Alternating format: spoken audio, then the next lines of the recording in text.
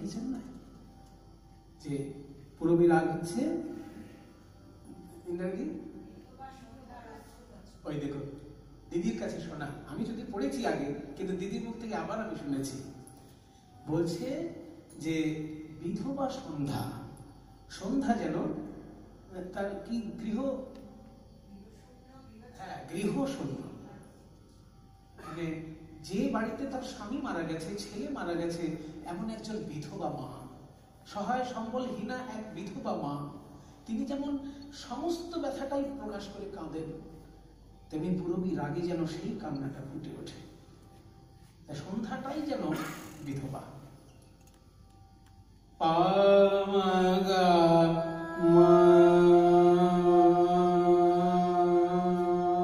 এইখানে সেই কান্নাটা আছে।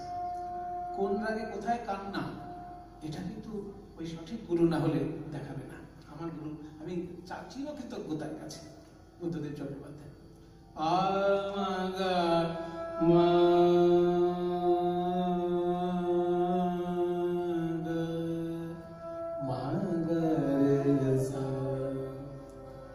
তব জীবনের আলোতে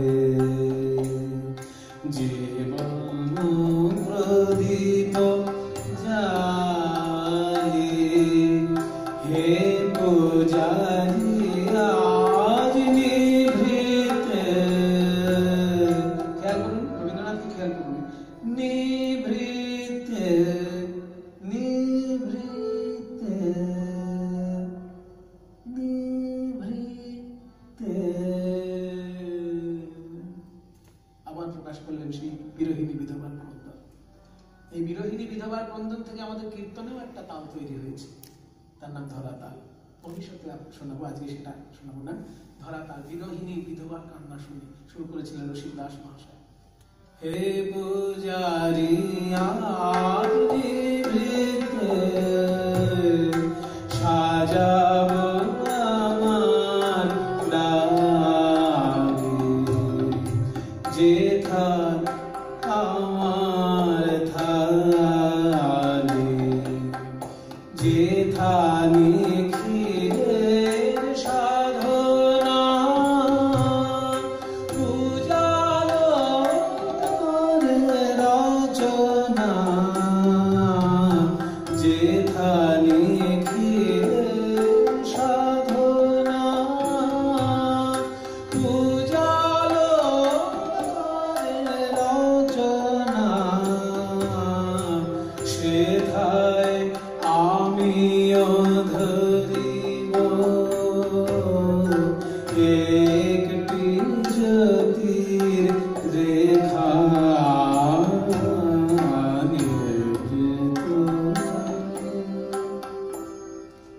যেথা নিখিলের সাধনা পূজা লোক করে রচনা।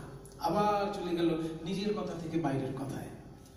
হে গুরুদেব, তোমার প্রদীপটা, তোমার জীবনটাই একটা প্রদীপ, খুব বড় প্রদীপ তুমি, আর আমার জীবনটাও একটা প্রদীপ, আমি ছোট প্রদীপ। তোমার আলোতে আমি আলোকিত যখনই হব, কোথায় আরতি করবো জানো? যেখানে দাঁড়িয়ে আরতি করছে সূর্য, যেখানে দাঁড়িয়ে আরতি করছে চাঁদ, সারাদিন ঘুরছে চাঁদ, কেন?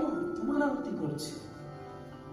সন্ধ্যাবেলার রাগে শুনছিলাম গানটা, এবার দুপুরের রাগে আরতি দেখাচ্ছেন রবীন্দ্রনাথ। তাহারে আরতি করে চন্দ্র তপন দেব মানব বন্দে চরণ, আশীন সেদিনে শরণ, তার জগৎ মন্দিরে তারে আরতি করে চন্দ্র তপন, অনাদিকাল অনন্ত গগন, সে অসীম মহিমা মগন, অনাদিকাল অনন্ত গগন। আমাদের এখানে আরতি, মানে গান বাজনার আরতি হয় এই যে ব্রহ্ম মন্দিরে, এখানে 130 বছরের ইতিহাস, কিন্তু যে আরতি সূর্য করছে সে আরতির ইতিহাস হচ্ছে 450 কোটি বছর। 450 কোটি বছর ধরে সূর্য কিন্তু আরতি করে চলেছে।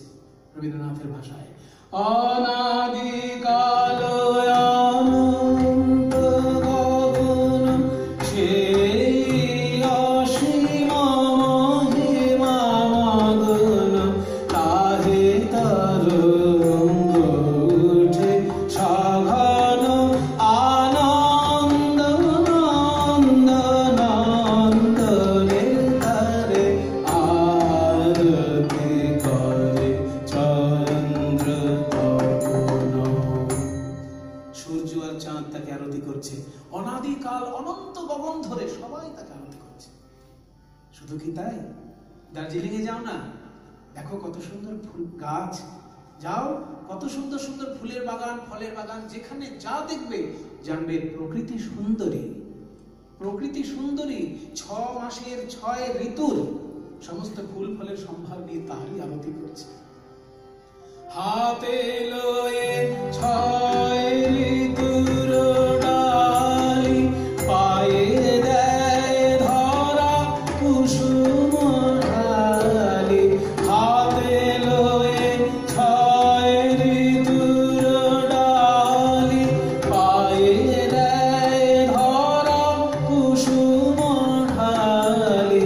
কতই বরণ কতই গন্ধ, কত গীত কত ছন্দ রে তারে আরতি করে চন্দ্র তপন।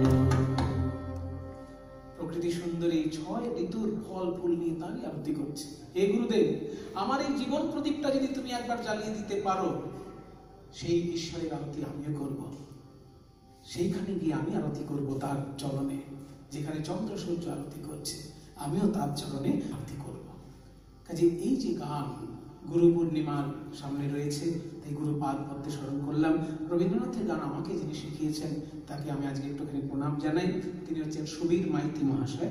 তিনি সুবিনয় রায়ের প্রিয় ছাত্র, এবং সুবিনয় রায়ের গান জানেন আপনারা, শান্তিনিকেতনে যারা বাস করেন। সুবিনয় রায় বিশিষ্ট রবীন্দ্রনাথের গানের একজন বিশিষ্ট শিল্পী, এবং তারই ছাত্র সুবিনয় রায়ের ছাত্র সুবীর মাইতি মহাশয় আমাকে এইসব মূল রবীন্দ্রসঙ্গীত শিখিয়েছেন। তো তার কাছেও আমি কৃতজ্ঞ। এইবার আজকের যে পরিস্থিতিতে আমরা গানটা গাইছি, আমার তো ওনাকে বারবার কৃতজ্ঞতা জানাতে ইচ্ছে করছে, উপাচার্য মহাশয়কে, যে আমরা যে 3-4 মাস ধরে গানের সঙ্গে একদম বিচ্ছিন্ন হয়ে গেছি। এই যে কত কষ্টের, শিল্পী মাত্রই এটা বুঝবেন। একবার ফেসবুক খুললেই আপনারা প্রত্যেকটি শিল্পীর মর্মবেদনার বাণী শুনতে পাবেন। আজকে 4 মাস পরে আমরা বসছি, ওই যে রাধারমন মন যে কত খারাপ হয়ে গেছে, ওই যে ওরও স্ত্রী কীর্তন করে, হ্যাঁ সব গান বাজনা বন্ধ, কত কষ্ট। আমি যখনই ডেকেছি মনের আনন্দে খোল নিয়ে ছুটে এসেছে নদী আনন্দ। হ্যাঁ, তা আমি আজকে এই দুর্দিনে, এই দুর্বিষহ বিশ্বব্যাপী যন্ত্রণার দিনে হতদরিদ্র মানুষ হলেও সে যে ভগবানের বন্ধু হয়, সেই প্রসঙ্গটায় আমরা একটুখানি প্রবেশ করি।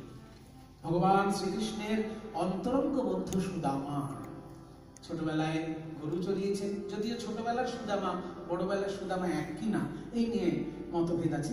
আমরা আমাদের লীলার সুবিধের জন্য ধরে নিচ্ছি ছোটবেলার সুদামাই বড়বেলার সুদামা। শ্রীকৃষ্ণ যখন ছোটবেলায় খেলা করতেন, তখন তার যারা সঙ্গী ছিলেন 12 জন হচ্ছে তার প্রধান বন্ধু। তাদের দ্বিতীয় জনই কিন্তু দ্বিতীয় নামটাই সুদামা। শ্রীরাম, সুদাম, দাম, বসুদাম, সুবল, মহাবল, সুবাহু, মহাবাহু, স্তগ, কৃষ্ণ, অর্জুন, লবঙ্গ, মধুমঙ্গল। এই 12 জন কৃষ্ণের যে বন্ধু, তার মধ্যে শ্রীদাম হচ্ছে রাধারানীর দাদা। রাধারানীর দাদা হচ্ছে শ্রীদাম, কাজে তার নম্বর তো 1 নম্বরে থাকবেই। আর তারপরেই যে প্রিয় বন্ধু, সে হচ্ছে সুদামা। কিরে সুদামা, খেলা খেলবি তো? 4 মাস পরে সুযোগ পেয়েছিলাম, আজকে আর খেলা না খেলে যায়। আয়, আমরা কোথায় গিয়ে খেলবো? যমুনার তীরে ব্রজরাখা। দেখুন, এটা আমাদের কীর্তনে বলা হয় শঙ্করাভরণ দাসপেড়ে। শঙ্করাভরণ রাগটা কিন্তু নর্থ ইন্ডিয়ারও নয়, ইস্ট ইন্ডিয়ারও নয়, সাউথ ইন্ডিয়ান রাগ। আর এই শঙ্করাভরণ রাগে কিন্তু আমাদের কীর্তন বহু প্রাচীন কাল থেকে হয়ে আসছে দাসপেড়ে তালে। ব্রজরাখা যমুনার তীরে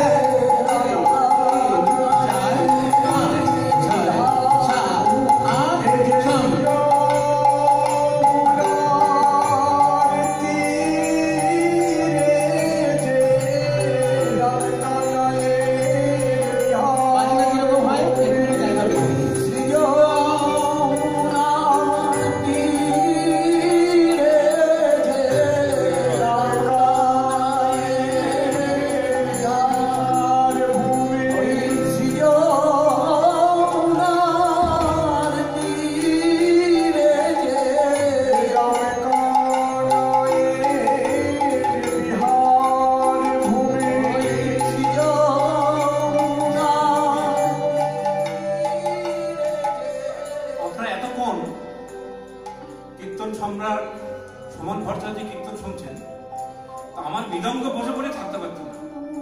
আমি কিছু বলবো, আমার মৃদঙ্গ কথা বলে, মৃদঙ্গ অর্থে শিখো। মৃদঙ্গ কি বলছে?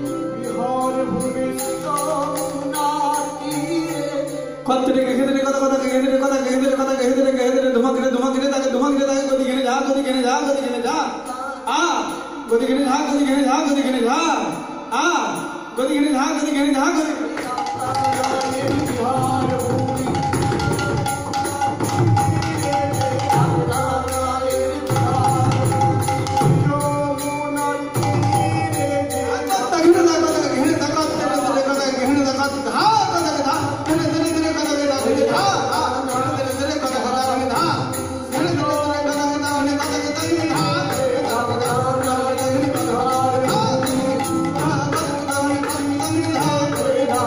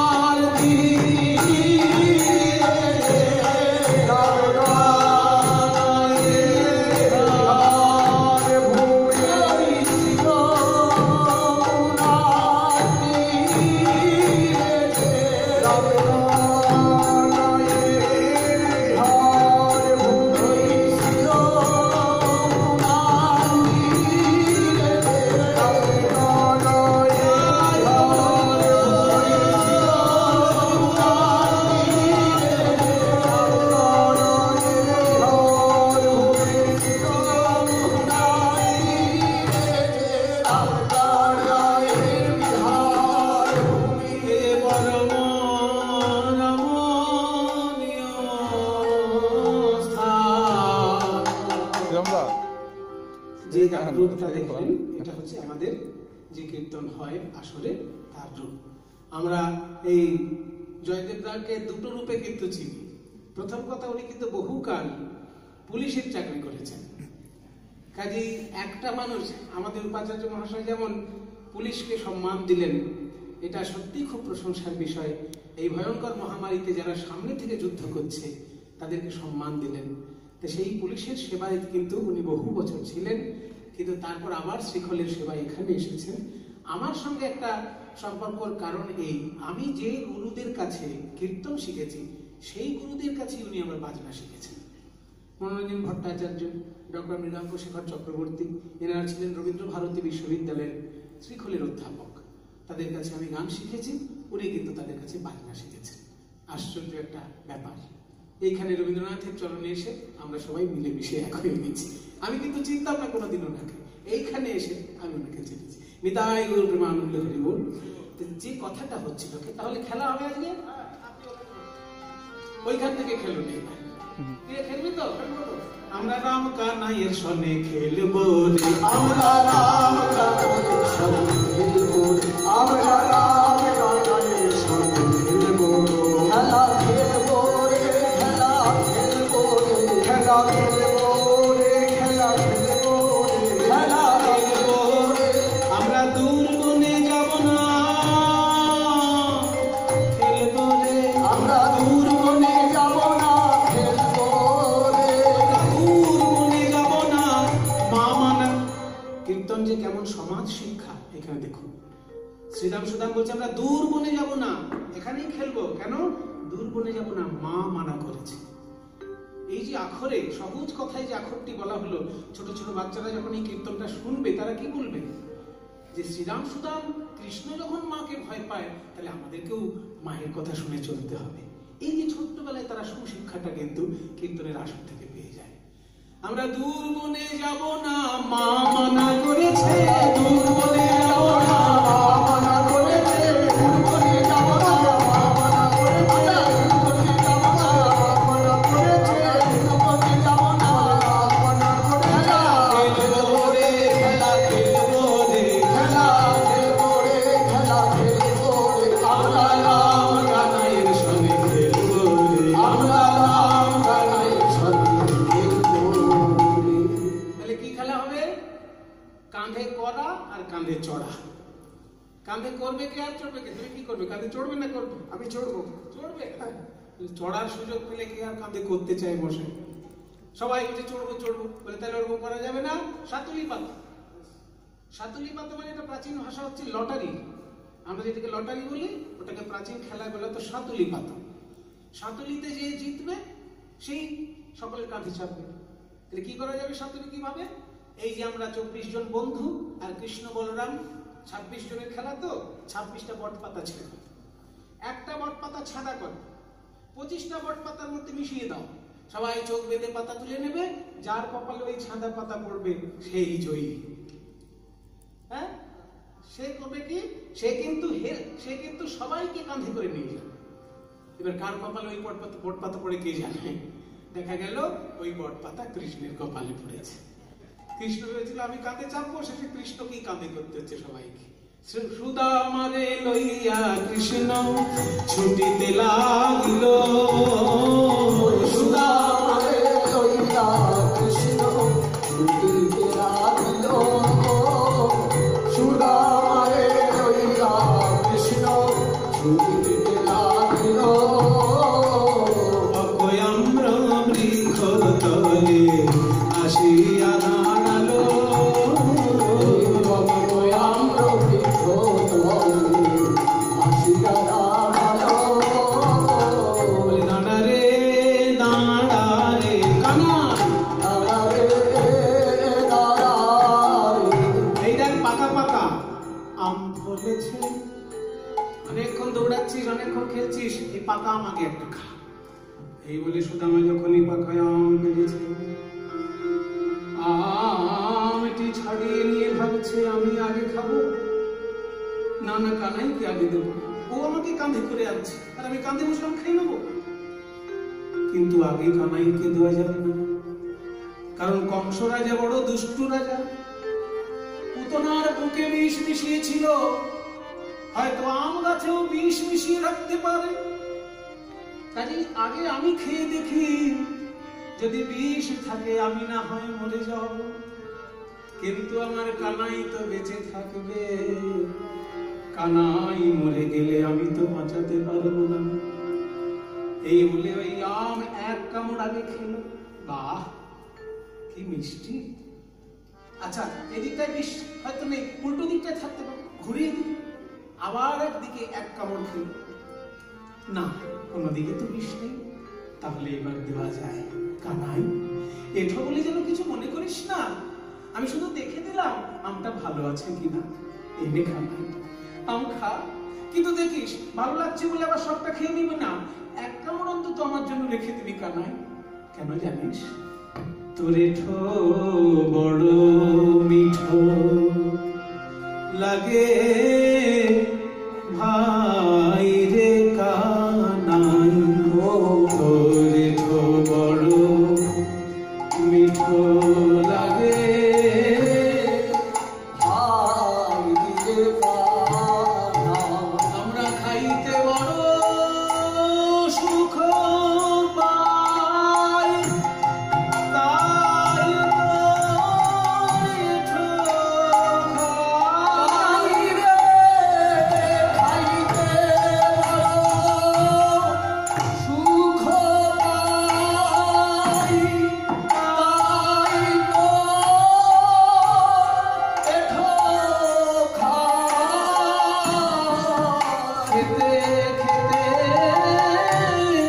মুখ হতে দিতে হলো ভাই, তোর মুখ হতে দিতে হলো ভাই। এঠো বড় মিঠো। এই দাঁড়া দাঁড়া, কথা ঠিক করে বল, আমটা আমার এঠো বলে মিষ্টি লাগছে না আমটা মিষ্টি বলেই ভালো লাগছে? যদি বলিস মিষ্টি বলে ভালো লাগছে, আরো গাছ পাকা আম আছে, পেড়ে খেয়ে নে। আর আমার এঠো বলেই যদি ভালো লাগছে বলিস, তাহলে আরেকটা কথা বল। সুদামা বলে, কানাই রে, বৃন্দাবনের গাছ পাকা আম তো স্বভাবতই মিষ্টি, কিন্তু তোর অধরের ছোঁয়া পেলে যেন শতগুণে মিষ্টি হয়ে যায়।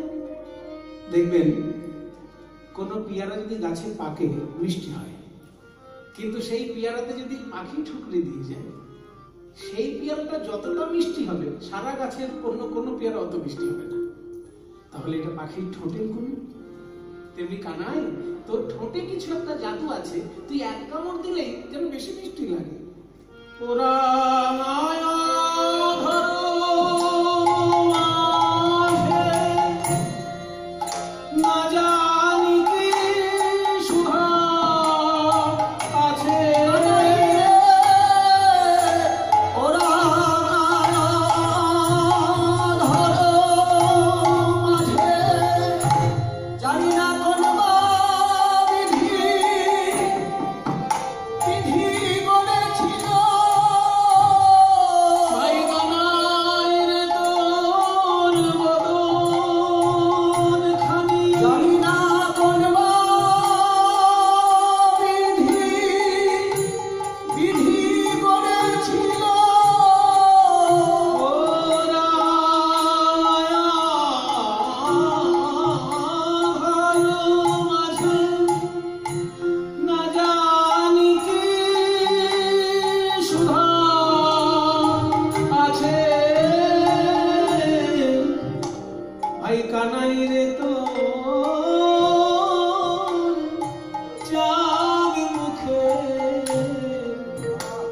চাঁদ মুখের বলিহারি যাই, তোর চাঁদ মুখের বলিহারি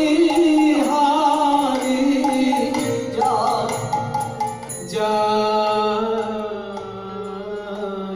এঠো বড় মিঠো। ঠিক আছে ঠিক আছে, আমার এঠো হলে তাহলে শতগুণে মিষ্টি হয়, তাহলে আমি এঠোটা এমনি এমনি দেবো কেন? হ্যাঁ, ভালো করি মাখতে, কিছু মনে করবেন না। বাড়িতে যদি গিন্নি ভালো রান্না করে কখনো প্রশংসা করতে যাবেন না। যদি একবার প্রশংসা করে ফেলেছেন, আজকে যা চাটনি বানিয়েছো না, সারা জীবন এরকম চাটনি খাই, যদি একবার বলে ফেলেছেন, অমনি দেখবেন ওদিক থেকে উত্তর আসবে, তাহলে চলো একটু শ্রেণীকেতনে গিয়ে একটু ভালো করে কাঁথা স্টিচের, কাঁথা স্টিচের বেশ ভালো কাজ দেওয়া একটা শাড়ি আজকে হোক। তাহলে কাজের যদি প্রশংসা করা হয় সঙ্গে সঙ্গে তার মূল্য বেড়ে যায়। তা আমার যখন এঠো ভালো লাগছে, আমায় কিছু দে, তবে তো এঠোটা দেব। সুদামা বলে, কানাই রে, তোকে আমার মন দিয়েছি, প্রাণ দিয়েছি, আর কিছু কি দেওয়া বাকি আছে? তবু যদি বলিস কিছু ভালো লাগছে, আমার কাছে যা আছে তুই সব নিতে পারিস। এই যে আমার রত্নহার, আমার মা যত্ন করে পরিয়ে দিয়েছে, এটা খুলে নে, কিন্তু ওই আমের টুকরোটা দেবে। এই উপহার নাও, খাইয়া আমাদিগে দাও, এ দাস উদ্ধবে মোরা কিছু দিতে চাই। পদটির রচয়িতা উদ্ধব দাস, যিনি হচ্ছেন রাধামোহন ঠাকুরের শিষ্য। আমাদের অষ্টাদশ শতাব্দীর মাঝামাঝি সময়কার কবি উদ্ধব দাস মহাশয় লিখছেন। উনি ভাবাবিষ্ট হয়ে বলছেন, হে সুদামা, তুমি গোপালের এঠো খাবে খাও, কিন্তু মনে রেখো ওই আমের আঁটি বা খোসা ওগুলো যেন এদিক ওদিক ছুড়ে ফেলো না। এই যে আমি আঁচল পেতে দাঁড়িয়ে রয়েছি, আমি সেই আশাতে বসে আছি। প্রসাদের কণা প্রসাদ পাবো বলে, প্রসাদ পেলে নর জনম ধন্য হবে। প্রসাদের কণা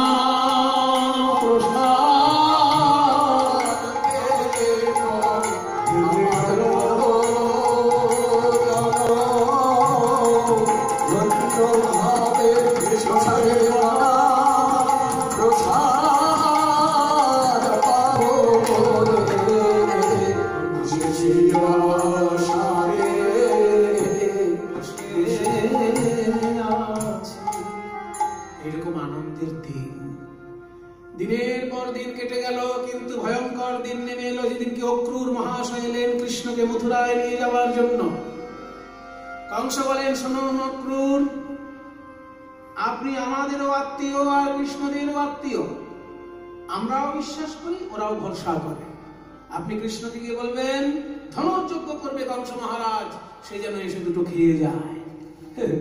গ্রামের ছেলে শহরের রাজবাড়ি দেখেছে, ভালো খাবার দেখেছে না ভালো কাপড় চোপড় পরেছে? এখানে আসলে ওর জীবন ধন্য হয়ে যাবে। যা, কৃষ্ণকে নিয়ে আসুন, ও যেন ঘুণাক্ষরেও জানতে না পারে আমি মারতে আনছি ওকে। আর একটা কথা, কৃষ্ণ আসবে, কৃষ্ণের সঙ্গে বন্ধুরা আসবে, তারা আমার পথে চেপে আসবে। কৃষ্ণের বাবা আসবে, কিন্তু মা যেন না আসে। নন্দ রাজা আসবে, যশোমতি যেন না আসে, কোন বৃন্দাবনের নারী যেন না আসে। কারণ কৃষ্ণ যখন মুখে রক্ত উঠে মারা যাবে, ওই মেয়ের দল কান্নাকাটি শুরু করে দিবে, ওটা আমার একদম ভালো লাগবে না।